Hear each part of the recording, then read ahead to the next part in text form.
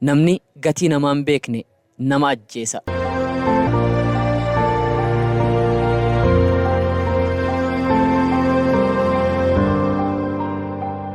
Duuti kun ammoo ajabu wanni nama jechisiisu du'a siree filatu.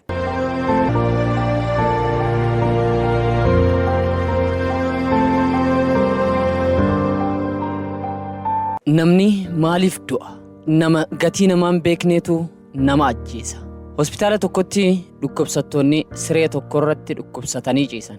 Guyyaa Jimaataa yeroo hunda du'uu turan. Gochaan kun irra deddeebiidhaan uumame. Namni dhukkubsatee siree sanirra ciise hundi ni du'a ture.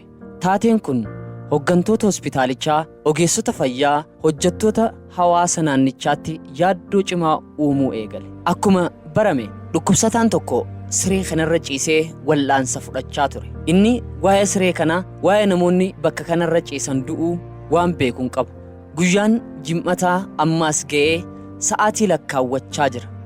Ofii namni maaliif du'a?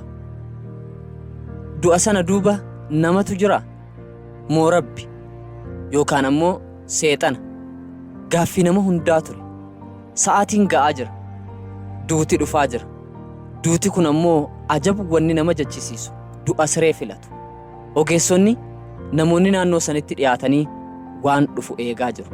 Gariin isaanii macaafa qulqulluu qomatti qabatanii, kaan ammoo quraana qabatanii du'aa'ii godhaa taa'anii ilaalu. Akkuma sa'aatiin 9 ta'een qulqulleessituun haaraan meeshaa ittiin kutaa kana qulqulleessitu qabattee oofaa dhufte. Daftee qulqulleessitee gara hojii ishee idileetti deebi'uuf jarjarti. Akkuma ol seenteen gara siree sodaachistuu sana deemte.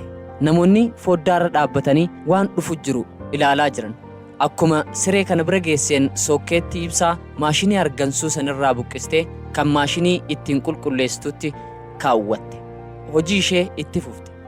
Dhukkubsataan gargaarsa maashinii malee harganuu hin dandeenye sun hafuura cite, harganuu dadhabe. Isa du'uuf jedhee ogeessonni fayyaa haalicha ilaalaa turan fiiganii maashinicha bakkatti deebisan. Edaa dhukkubsattoota siree sana irra jiran ajjeesaa kan ture qulqulleessituu kanadha. Ajjeesuuf jettee miti, wallaalummaarraa kan ka'e.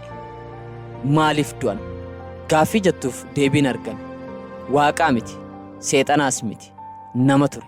Nama wallaalaa akka ajjeesaa jiru kan hin beekne qulqulleessituu kutichaa. Wallaalaan nama ajjeesa.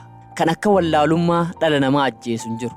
Namni gatii namaa hin beekne nama ajjeesa. Wanni jennuufis kanaaf.